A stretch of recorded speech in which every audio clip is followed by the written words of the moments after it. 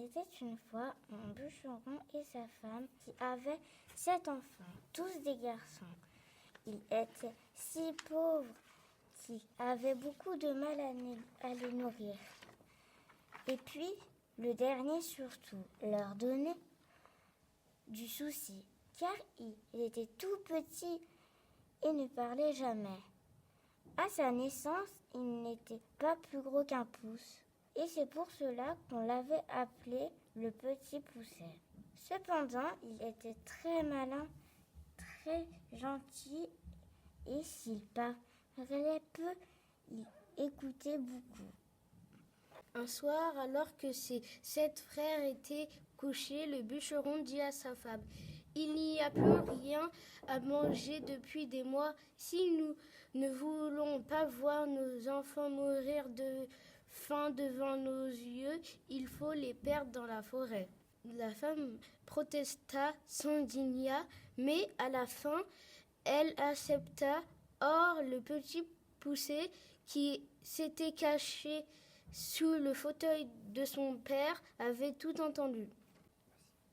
Le lendemain, de bon matin, il alla au bord du ruisseau et ramassa des petits cailloux blancs qu'il fourra dans sa poche. Puis il rentra à la maison. Les parents emmenèrent les enfants dans une forêt épaisse et sombre. Le bûcheron se mit à couper du bois, puis soudain, alors que les 7 frères étaient occupés à travailler, il s'enfuit avec sa femme. En se voyant seul, les enfants se mirent à pleurer. Mais le petit pousset suivit les cailloux blancs qu'il avait semés sur le chemin et il ramena ses 7 frères chez eux.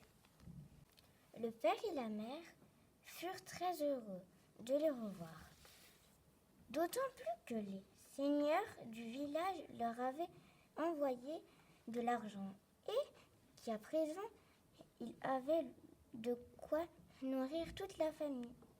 Mais la joie dura tant que l'argent dura. Bientôt, la misère revint. Alors, parents décidèrent à nouveau de perdre leur enfant. Ils en parlèrent tout doucement, en chuchotant, mais cela n'empêcha pas le petit pousset de les entendre. Le lendemain, de bon matin, il se leva pour aller ramasser ses petits cailloux. La porte était fermée. Qu'allait-il faire? Il était en train de réfléchir quand sa mère lui donna un morceau de pain qu'il fourra dans sa poche. Il eut une idée. Au lieu des petits cailloux, se dit-il, je vais jeter sur le chemin des miettes de pain. Les parents entraînèrent les enfants dans l'endroit le plus obscur de la forêt, puis ils s'enfuiraient. Le petit poussé pensait parfois pouvoir retrouver son chemin comme la première fois, mais le miette avait disparu. Les oiseaux étaient venus qui avaient tout mangé.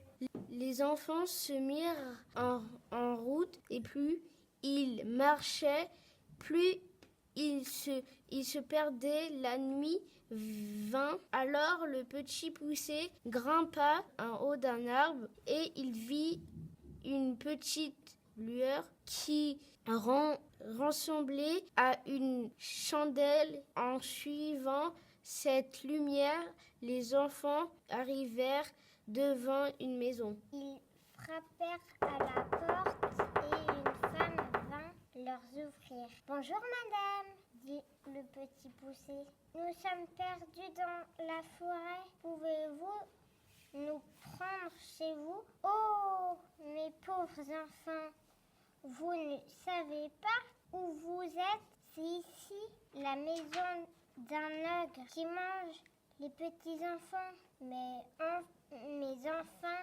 entrez quand même. Je vous cacherai jusqu'à demain. À peine les enfants étaient-ils entrés qu'on frappa de grands coups à la porte. L'ogre était de retour. Vite, la femme cacha les 7 frères sous le lit et alla ouvrir. Aussitôt l'ogre se mit à table.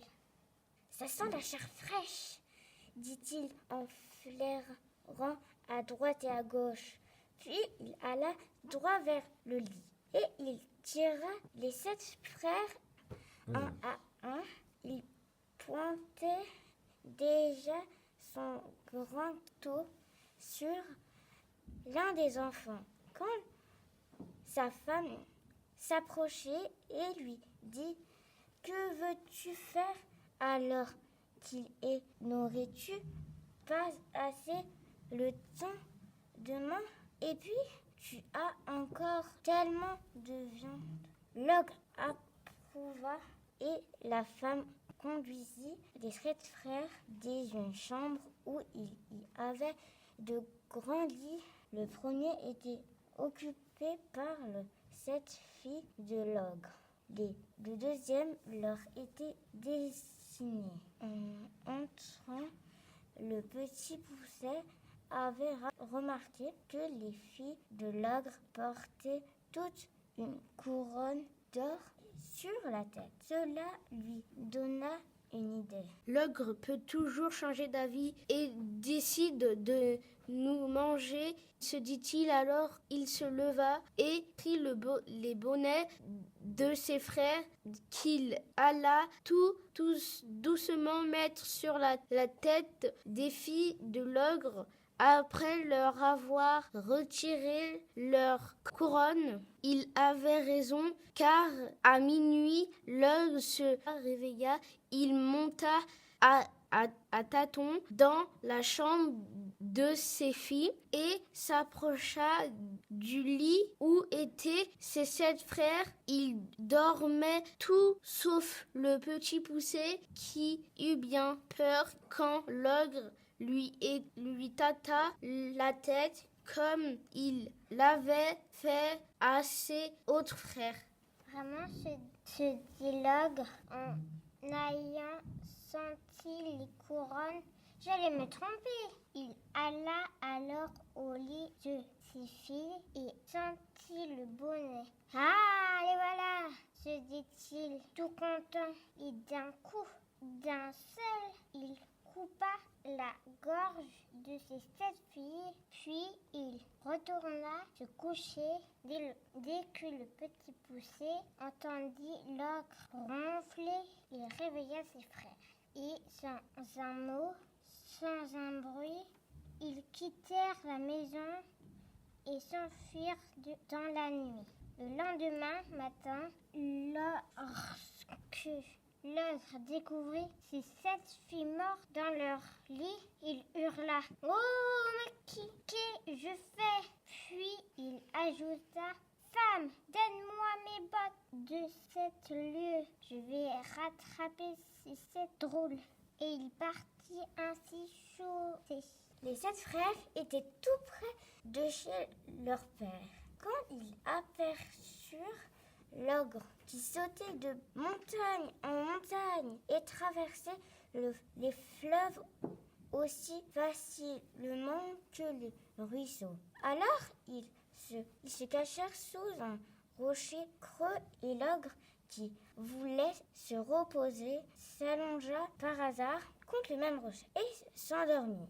Le petit Poucet dit à ses frères d'aller retrouver leurs parents. Puis, une fois seul, il s'approcha de l'ogre et tout doucement, il lui enleva ses bottes et les mit à ses pieds. Et comme elles étaient magiques, les grandes bottes de l'ogre s'adaptèrent parfaitement aux petits pieds du Petit Poucet. Si chaussé des bottes de 7 lieues, il se présenta devant le roi qui l'engagea comme messager. En exerçant ce métier, le Petit Poucet gagna beaucoup d'argent. Un jour, il se dit que sa fortune était faite et qu'il était temps pour lui de retrouver sa famille.